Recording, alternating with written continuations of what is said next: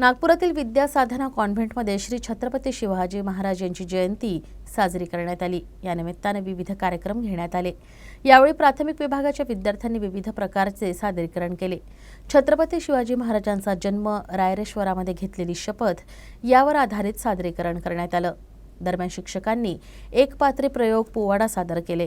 कार्यक्रमात प्राथमिक विभागाच्या मुख्याध्यापिका रिया सिंगल आणि शिक्षक उपस्थित होत्या।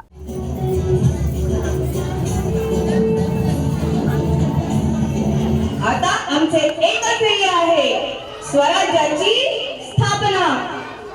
स्वराज्याची स्थापना यांच्या मुलाखती भरल्या जाणाऱ्या या महाराष्ट्र भूमीत एकाच मुलाचा जन्म झाला तो दिवस।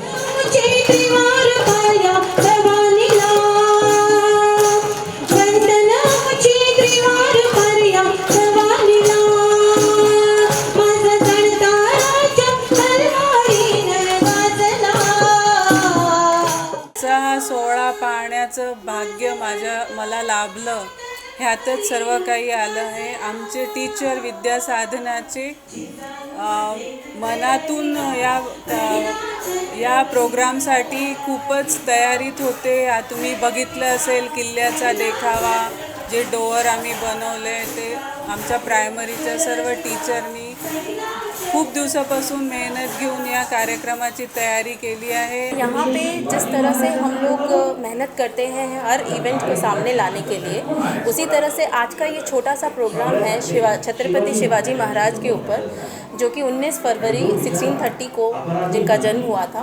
और उनके उसी उपलक्ष्य पे हमने इस प्रोग्राम को इतना हायर स्केल पे सारी टीचर्स ने खूब मेहनत करके इसको सामने रखा है आपके।